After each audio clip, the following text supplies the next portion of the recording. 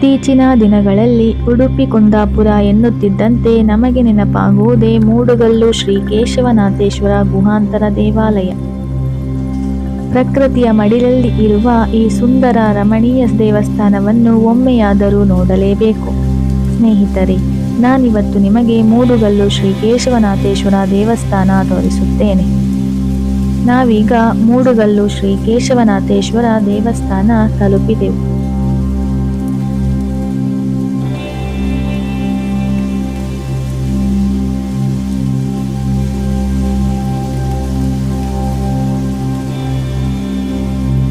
ಸಣ್ಣ ಹೆಂಚಿನ ಮನೆಯಂತೆ ಕಾಣುವ ಈ ದೇವಸ್ಥಾನದ ಒಳಗೆ ಪ್ರವೇಶಿಸಿದ ಮೇಲೆ ಬಲಬದಿಯಲ್ಲಿ ಶ್ರೀ ವೀರಭದ್ರನ ಸಣ್ಣದಾದ ಗುಡಿ ಮತ್ತು ಎಡಬದಿಯಲ್ಲಿ ಹುಲಿಯ ದೇವಾಲಯವಿದೆ.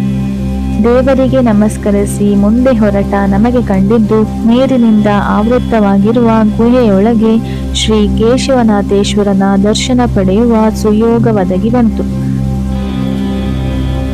ಜಂಬಿಟ್ಟಿಗೆಯಲ್ಲಿ ಕೊರೆದಂತಿರುವ ವಿಶಾಲವಾದ ಈ ಗುಹಾಂತರ ದೇವಾಲಯವನ್ನು ಯಾರು ಯಾವಾಗ ಹೇಗೆ ನಿರ್ಮಿಸಿದರು ಎಂಬುದರ ಬಗ್ಗೆ ಯಾವುದೇ ಮಾಹಿತಿ ಇಲ್ಲವಾಗಿದೆ. ಇಲ್ಲಿನ ಅರ್ಚಕರು ಹೇಳುವ ಪ್ರಕಾರ ಬಹಳ ಹಿಂದೆ ಇಲ್ಲಿನ ಭೂಮಾಲೀಕನೊಬ್ಬರ ಗದ್ದೆಗೆ ನಿಗೂಢ ಪ್ರಾಣಿ ದಾಳಿ ಮಾಡುವ ಮೂಲಕ ಅವರ ಬೆಳೆಗಳನ್ನು ಹಾನಿ ಮಾಡುತ್ತಿತ್ತು.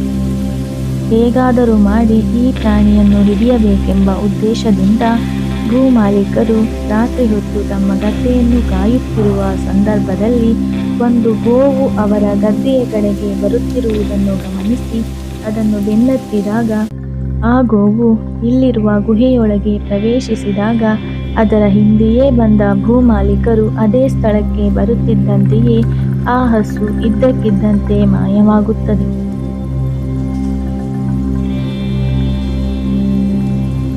ಕತ್ತಲಿನಿಂದ ಆವೃತ್ತವಾಗಿದ್ದ ಗುಹೆಯಿಂದ ಹೊರಬರಲು ತಿಳಿಯದೆ ಭಗವಂತನ ಸ್ಮರಣೆ ಮಾಡಿದ ಸಂದರ್ಭದಲ್ಲಿ ಗುಹೆಯ ಹೊರಭಾಗದಿಂದ ಸಣ್ಣ ಜ್ಯೋತಿಯೊಂದು ಕಾಣಿಸಿದಾಗ ಅದನ್ನೇ ಅನುಸರಿಸಿ ಭೂಮಾಲೀಕ ಗುಹೆಯಿಂದ ಹೊರಬರುತ್ತಾರಂತೆ.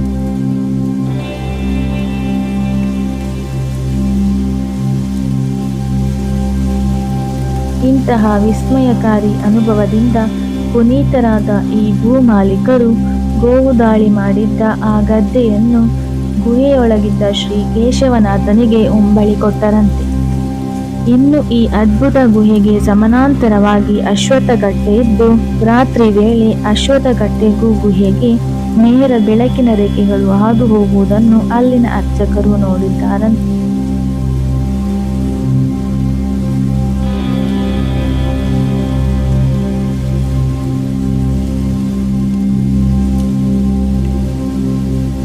ಕೆರಾಡಿಯಿಂದ ಸುಮಾರು 4.5 ಕಿಲೋಮೀಟರ್ ದೂರದಲ್ಲಿರುವ ಪ್ರಕೃತಿಯ ಮಡಿಲಲ್ಲಿ ಇರುವ ಈ ಅದ್ಭುತ ದೇವಸ್ಥಾನಕ್ಕೆ ಒಮ್ಮೆಯಾದರೂ ಭೇಟಿ ನೀಡಿ. ಯಾರೆಲ್ಲ ಸಬ್ಸ್ಕ್ರೈಬ್ ಮಾಡದೆ ನನ್ನ ವಿಡಿಯೋ ನೋಡ್ತಿದ್ದೀರೋ ದಯವಿಟ್ಟು ಸಬ್ಸ್ಕ್ರೈಬ್ ಮಾಡಿ. ಮುಂದಿನ ವಿಡಿಯೋದಲ್ಲಿ ಭೇಟಿಯಾಗೋಣ. ಧನ್ಯವಾದಗಳು.